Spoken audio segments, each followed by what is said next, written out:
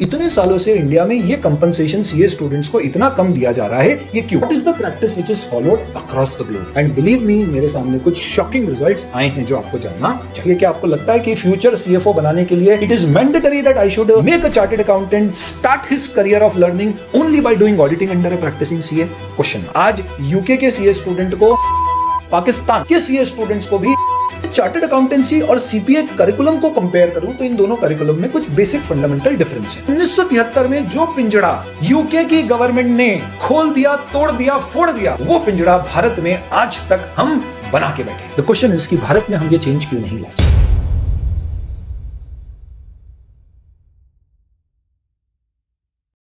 Chartered accountancy one of the toughest courses in the world, but इनके CA students को compensation मिलता है during training one of the lowest. इतना कम कि compare नहीं करने जैसे पड़ोसी मुल्क पाकिस्तान के सीए स्टूडेंट्स को भी 2 गुना कंपनसेशन मिलता है almost if compared to the Indian CA student. In fact Nepal एकमात्र कंट्री मुझे मिली जहां के सीए स्टूडेंट्स को इंडियन सीए स्टूडेंट से कम कॉम्पनसेशन मिलता है during the training period. But अच्छी बात यह है कि सीए इंस्टीट्यूट इस कॉम्पनसेशन को रिवाइज कर रहा है। करंट दर 3,000 से 5,000 रुपए तक की है, जो डिपेंड करती है आपकी ईयर ऑफ आर्टिकलशिप और सिटी ऑफ आर्टिकलशिप पे, जिसे इंस्टीट्यूट बढ़ा के कर रहा है 4,000 से 6,000। 1,000 रुपए पर मंथ का फिनोमिनल इंक्रीज। क्या बात है? Is this sufficient? आपको इसके ऊपर कमेंट करना है, क्योंकि सीए इंस्टीट्यूट को सीए एक्ट के अंतर्गत पब्लिक ओपिनियन लेना जरूरी है इस तरह के कोई भी बदलाव करने से पहले। और आप यानी कि सीए स्टूडेंट के पेरेंट, एक चार्टर्ड अकाउंटेंट, एक स्टेक होल्डर या आम जनता,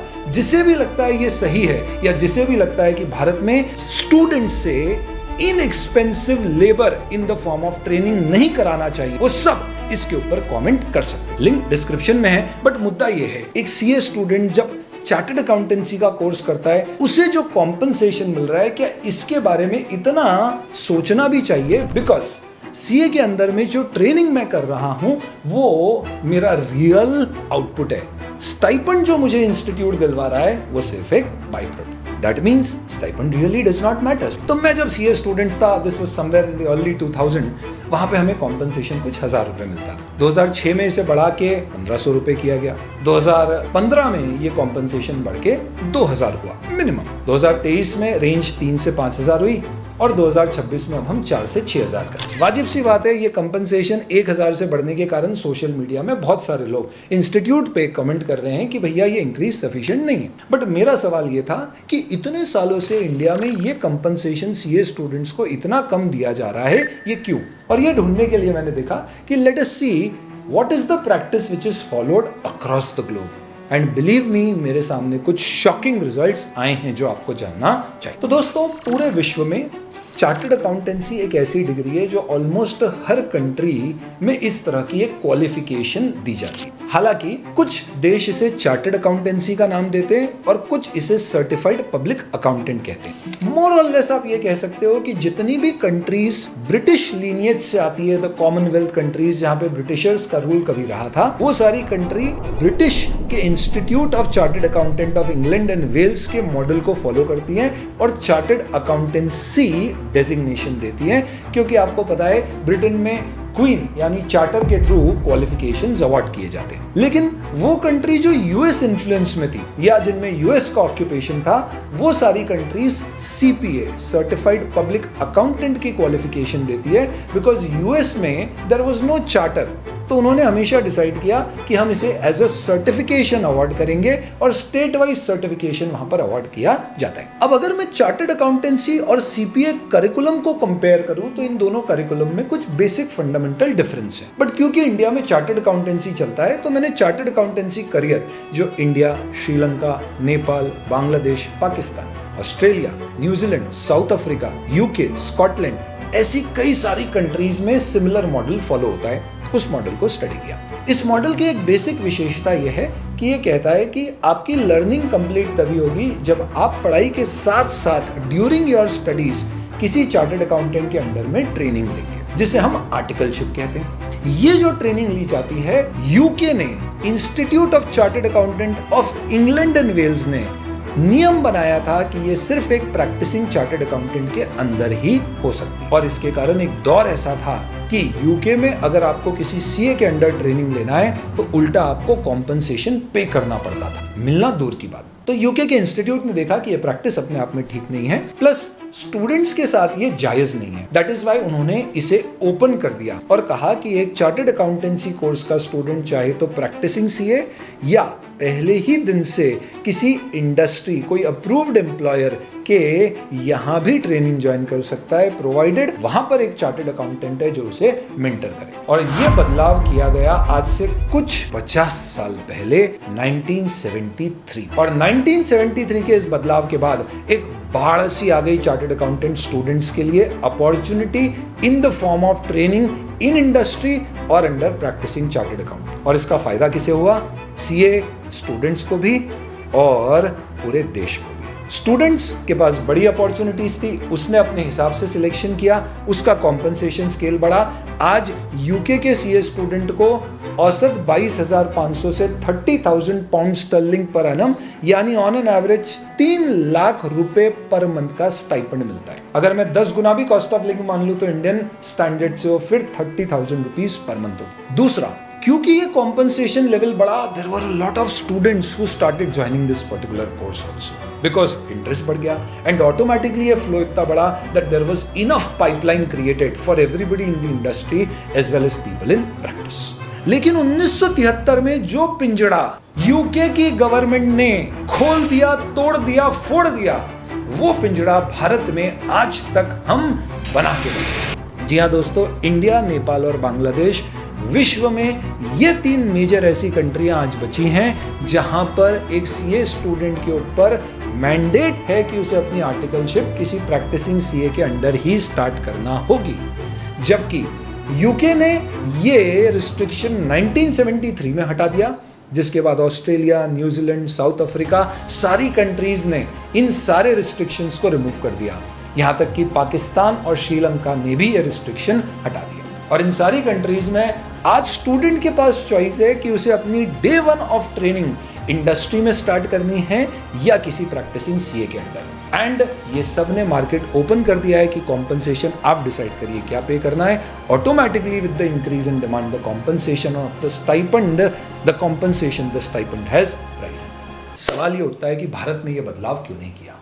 इसको समझने के लिए अपन समझते हैं यूके ने यह बदलाव क्यों किया। यूके ने देखा कि समय बदलने के साथ साथ एक सीए स्टूडेंट का इंटरेस्ट प्रैक्टिस में कम हो रहा है और इंडस्ट्री में ज्यादा हो रहा है। एक सिंपल सी बात बताइए, क्या आपको लगता है कि फ्यूचर सीएफओ बनाने के लिए it is mandatory that I should make a chartered accountant start his career of learning only by doing auditing under a practising CA?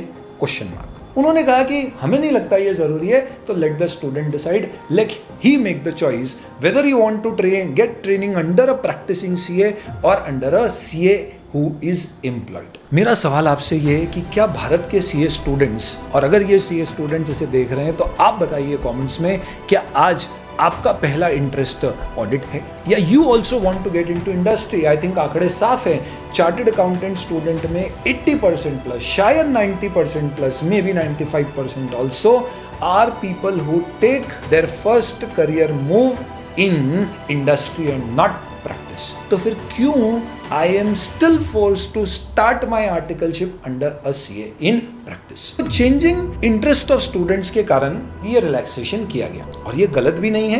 क्यों? क्योंकि आप भारत में भी देखें, नेशनल एजुकेशन पॉलिसी भी इसी चीज को मानती है। ऑप्शन बढ़ा देने से स्टूडेंट्स एम्पावरमेंट होता है, लिमिटेशन बढ़ती नहीं है, कम होती है, जिससे ओवरऑल डेवलपमेंट बेहतर होता है। इनफैक्ट अगर मैं सीपीए मॉडल को कंपेयर करूं तो CPA model is a little different. वहां पे यह कहा जाता है कि आप अपनी ट्रेनिंग सीपीए सर्टिफिकेशन लेने के बाद भी कर सकते हैं। इनफैक्ट वहां पे मेजॉरिटी केस में ट्रेनिंग का कॉन्सेप्ट ही नहीं है, it is treated as job. यानी यूएस का सीपीए अगर मैं करता हूं तो यूजुअली वहां ग्रेजुएशन के बाद परमिशन होती है। मैंने सीपीए की एक लेवल के मल्टीपल पेपर्स की एग्जाम दी, डिग्री ले ली, उसके बाद मैं सीधे जॉब ज्वाइन करूंगा। मेरा जॉब अगर रिलेवेंट इंडस्ट्री और एरिया में है तो मैं ट्रेनिंग की रिक्वायरमेंट सीपीए की फुलफिल कर दूंगा by doing that job at full time proper salary in a span of 2 to 3 years और मुझे सीपीए की डिग्री अवार्ड हो जाएगी। यानी मेरे लिए training is not a mandatory condition to sit for the exam और even take up a job. The question is कि भारत में हम ये चेंज क्यों नहीं ला सकते? हो सकता है कि अगर मैं ये चेंज लेकर आऊं तो जो प्रैक्टिसिंग चार्टर्ड अकाउंटेंट्स है they may feel that we will have problems, how will we get the CA students. और ये एक जायज कंसर्न है। क्यों? क्योंकि प्रैक्टिसिंग चार्टर्ड अकाउंटेंट्स के लिए आज की तारीख में आर्टिकल ट्रेनीज जो कि असिस्टेंट्स हैं और वो उनकी वर्कफोर्स का एक मेजर पोर्शन फॉल करते हैं, whether it is a small firm और a mid size firm. In fact big four में भी आर्टिकल्स का एक सब्सटैंशियल वर्कफोर्स है।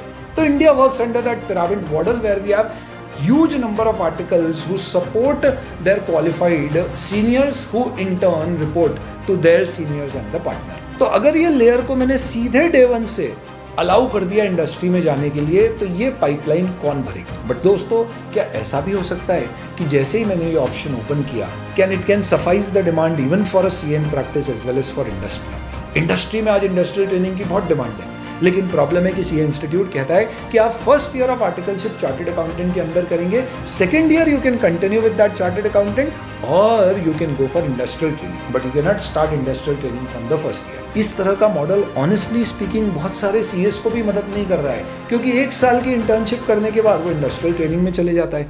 कई सारे चार्टर्ड अकाउंटेंट्स तो इनफॉर्मली स्टूडेंट को ये भी कहते हैं कि अगर आप 2 साल हमारे यहाँ आर्टिकलशिप करने के लिए रेडी हो और इंडस्ट्रियल ट्रेनिंग में नहीं जाओगे तो ही हम आपको आर्टिकलशिप देंगे, जबकि लीगली उसके पास राइट है इंडस्ट्रियल ट्रेनिंग सेकेंड ईयर में ऑप्ट करने का। तो क्यों ना हम एक दूसरा मॉडल सोचें, maybe a model where we can probably say, and I'm not saying this is a solution used by others, but maybe कि अगर आप सीए के अंदर आर्टिकलशिप करते हैं तो आप 2 साल की सलंग आर्टिकलशिप करिए। इंडस्ट्री में करना है डे वन से कर सकते हैं, मे बी स्पैन वहाँ पे 2.5 years होगा। May be this is a fair proposition, let the student decide. But the problem is कि by limiting the entry gate for articleship for CA students, it is definitely not helping the students. तो दोस्तों, मेरा आपसे आग्रह यह है कि गांव में अगर बिजली गई है तो टॉर्च पकड़ाना कोई सोल्यूशन नहीं है, हमें बिजली चाहिए। इसका मतलब आप इस फॉर्म पर कमेंट करिए और आप अपने इनपुट्स दीजिए और बताइए, भले ही आप स्टूडेंट हो, उसके पेरेंट हो, आप कोई भी स्टेक होल्डर हो, इवन आप एक चार्टर्ड अकाउंटेंट हो और आपको लगता है ये मॉडल सही है,